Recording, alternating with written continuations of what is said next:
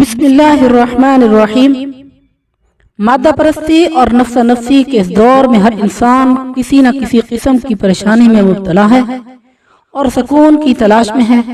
ویسے تو زندگی میں سکون قائم رہنے اور کوئی پریشانی نہ آنے کی انسانی خواہش ہمیشہ سے رہی ہے، لیکن افراتفری کے اس دور میں سکون کے کچھ لمحے میسر آنے کی تمنا کچھ زیادہ ہی بڑھ گئی ہے۔ اگر آپ زندگی میں سکون حاصل کرنا چاہتے ہیں تو آپ کو ایسے اصول اپنانے ہوں گے جو آپ کو پرسکون اور خوشگوار زندگی فراہم کر سکیں۔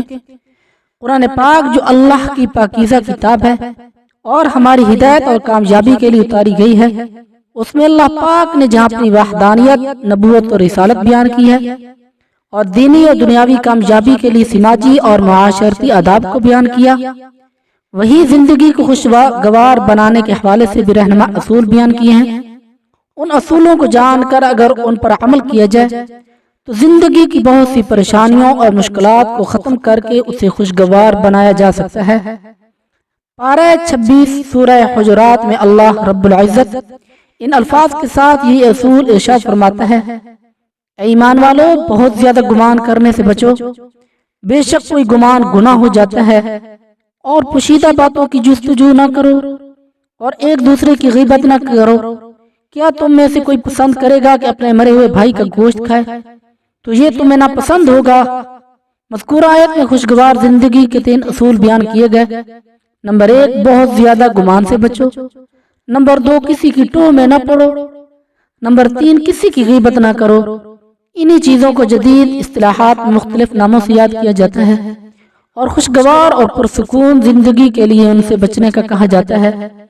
ترقی یافتہ دنیا نے جن علوم کو برسوں بعد دریافت کر کے دنیا کو بتلایا، قرآن کریم نے صدیوں پہلے، اس وقت جب سائنس اور نفسیات کا نام بھی نہیں تھا، تب خوشگوار زندگی کے یہ اصول بیان کر دیے تھے۔ اب ذرا ان کی تفصیل جانتے ہیں۔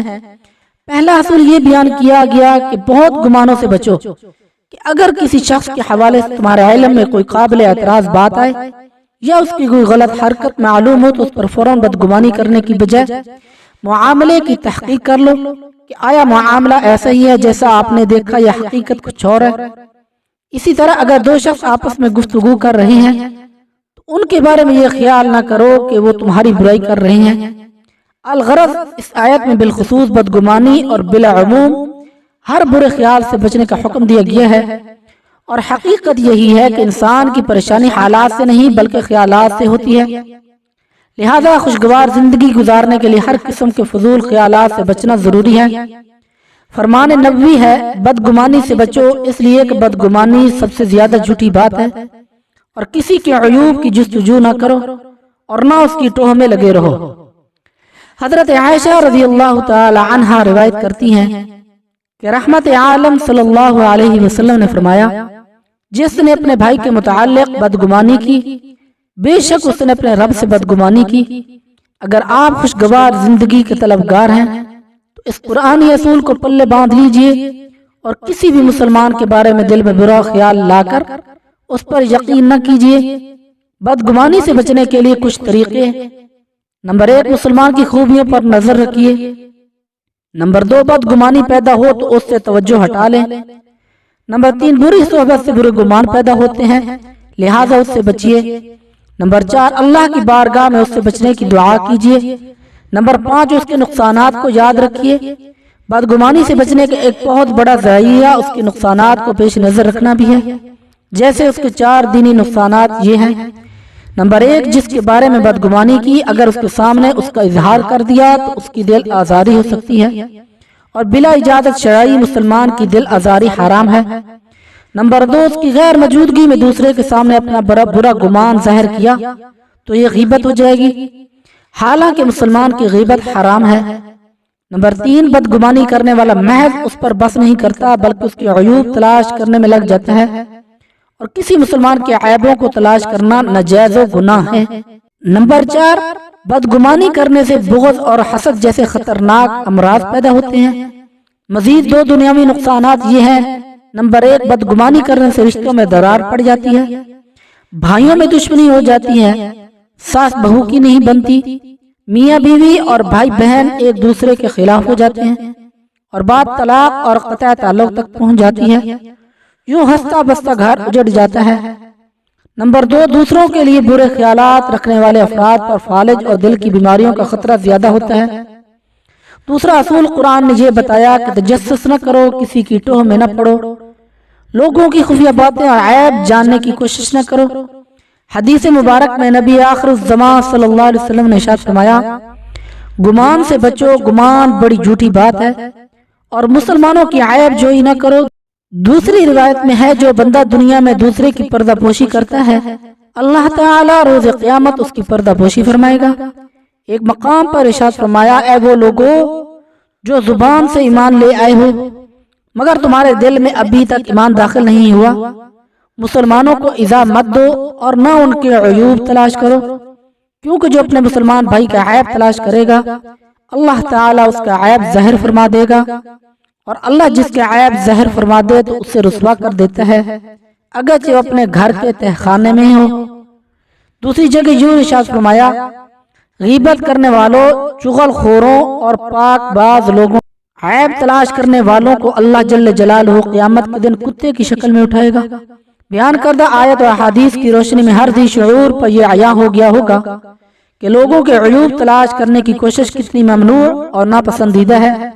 اس میں مبتلا ہونے کی وجوہات اور اس سے بچنے کے طریقے درج ذیل ہیں۔ نمبر 1، تجسس کا پہلا سبب بغض، کینہ اور ذاتی دشمنی ہے، لہذا اس سے بچنے کے لیے اپنے دل کو بغض و کینہ سے صاف کر کے اس میں مسلمانوں کے لیے محبت پیدا کریں، اور یہ فرمان نبوی ذہن نشین کر لیں، جو کوئی اپنے مسلمان بھائی کی طرف محبت بھری نگاہ سے دیکھے اور اس کے دل یا سینے میں عداوت نہ ہو تو نگاہ لوٹنے سے پہلے دونوں کے پچھلے گناہ بخش دیے جائیں گے۔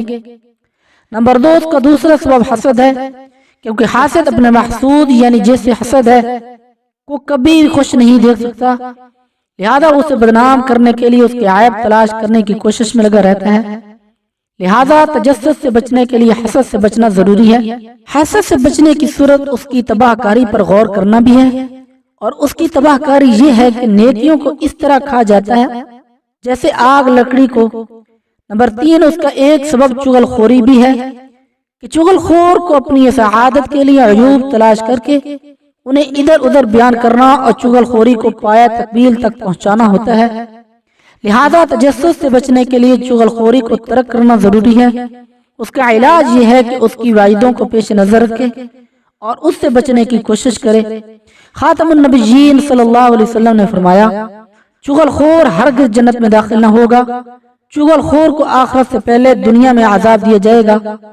نمبر 4، اس کا سبب منفی سوچ بھی ہے کہ جب کوئی شخص منفی سوچ کا حامل بن جاتا ہے تو پھر وہ تجسس جیسی بیماری میں مبتلا ہو جاتا ہے۔ ہر وقت لوگوں کے عیب تلاش کرنا اس کا وتیرہ بن جاتا ہے۔ اس کا حل یہی ہے کہ بندہ اپنی سوچ کو مثبت بنائے، بلا ضرورت تجسس اور لوگوں کے عیوب تلاش کرنے کی بجائے ان کی خوبیوں پر نظر رکھے، اور یہ سوچے کہ جب خالق نے ان کے عیوب کو چھپا رکھا ہے تو مجھ حقیر کو کب یہ حق پہنچتا ہے کہ وہ کسی کے عیبوں کو تلاش کرتا پھرے اور اس سے بدنام کرے۔ تیسرا اصول جو خالق کائنات نے بیان کیا وہ یہ ہے کہ کسی کی غیبت نہ کرو، کیونکہ ایسا کرنا اپنے مردہ بھائی کا گوشت کھانے کے مترادف ہے، اور تم میں سے ہر ایک اسے ناپسند کرتا ہے۔ قرآن پاک میں جس طرح اس کی مذمت کی گئی ہے اس سے یہ اندازہ لگانا مشکل نہیں کہ یہ کتنا بڑا اور سخت گناہ ہے، لیکن افسوس اس کے باوجود لوگوں کی اکثریت اس میں مبتلا ہے، اور بہت لوگ تو اسے گناہ سمجھتے ہی نہیں اور دن رات غیبت میں مبتلا رہتے ہیں۔ رسول اللہ صلی اللہ علیہ وسلم نے ارشاد فرمایا، معراج کی رات میں ایسے مردوں کے پاس سے گزرا جو اپنی چھاتیوں کے ساتھ لٹک رہے تھے، تو میں نے پوچھا، جبرائیل یہ کون لوگ ہیں؟ عرض کی، یہ منہ پر عیب لگانے والے اور پیٹھ پیچھے برائی کرنے والے ہیں۔ دوسری حدیث میں ہے، شب معراج میرا گزر ایسی قوم کے پاس سے ہوا جو اپنے چہروں اور سینوں کو تانبے کے ناخنوں سے نوچ رہے تھے۔ میں نے پوچھا، جبرائیل یہ کون لوگ ہیں؟ کہا، یہ لوگوں کا گوشت کھاتے ہیں یعنی غیبت کرتے ہیں اور ان کی عزت خراب کرتے تھے۔ ایک مقام پر ارشاد ہوا، جس رات مجھے آسمانوں کی سیر کرائی گئی تو میرا گزر ایسی قوم پر ہوا جس کے پہلوؤں سے گوشت کاٹ کر انہی کو کھلایا جا رہا تھا۔ انہیں کہا جاتا، کھاؤ، تم اپنے بھائیوں کا گوشت کھایا کرتے تھے۔ میں نے پوچھا، جبرائیل یہ کون ہیں؟ جواباً عرض گزار ہوئے، یہ لوگوں کی غیبت کیا کرتے تھے۔ اور دل دہلا دینے والی اس روایت کو بھی پڑھیے کہ اللہ کے آخری نبی صلی اللہ علیہ وسلم نے فرمایا، جو دنیا میں اپنے جس بھائی کا گوشت کھائے گا یعنی غیبت کرے گا، وہ جس کی غیبت کی تھی قیامت کے دن اس کے قریب لایا جائے گا اور اس سے کہا جائے گا اسے مردہ حالت میں بھی کھا جس طرح اسے زندہ کھاتا تھا، پس وہ اسے کھائے گا اور تیوری چڑھا لے گا اور شور و غل کرے گا۔